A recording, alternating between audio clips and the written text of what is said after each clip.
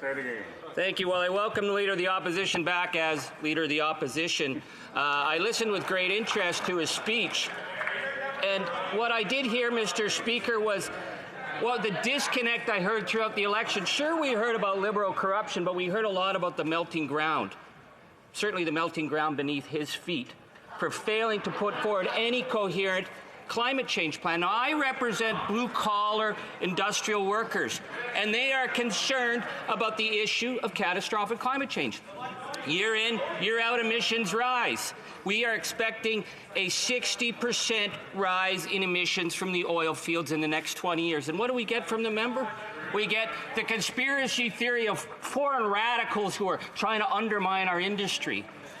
Nobody buys that. We don't have any coherent plan other than grr carbon tax, but what I find deeply offensive is the fact that he's telling our House that if Jason Kenney doesn't get his way to massively expand the oil fields, that they will put the issue of the future of our country on the table.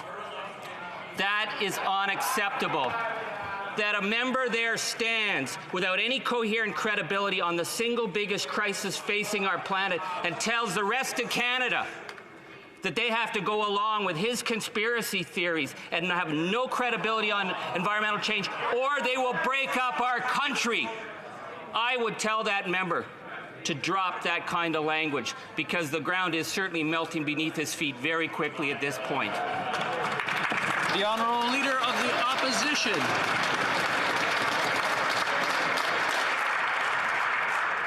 Well, Mr. Speaker, I'd like to congratulate the member on his re-election. I know that he's got a new seat in the House of Commons. He's being returned to this party as a member of the fourth party. So I hope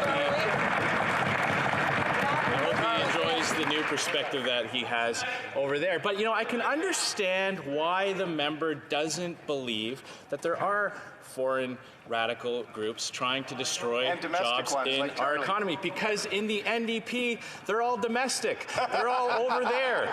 And that is the problem with this party. They do not understand that our plan achieves the dual balance of reducing CO2 emissions by taking the climate change fight global, by recognizing that Canadian industries have taken advantage of things like innovative tax credits for investments in technology to reduce the amount of emissions that they produce. I would invite him to come to Alberta and Saskatchewan and see the types of advancements that are made in extracting our natural resources at a lower rate of emissions. That is the benefit of our plan, Mr. Speaker, and that is why we need to replace this Liberal government and implement these policies so that we can get the hundreds of thousands of people that have lost their job back on their feet. And if this member thinks that it's just idle rhetoric that I'm saying, when I'm talking about the hurt and alienation in Saskatchewan and Alberta, then that is despicable and shameful, and I will take no lessons from him about standing up for this country and standing up for every region.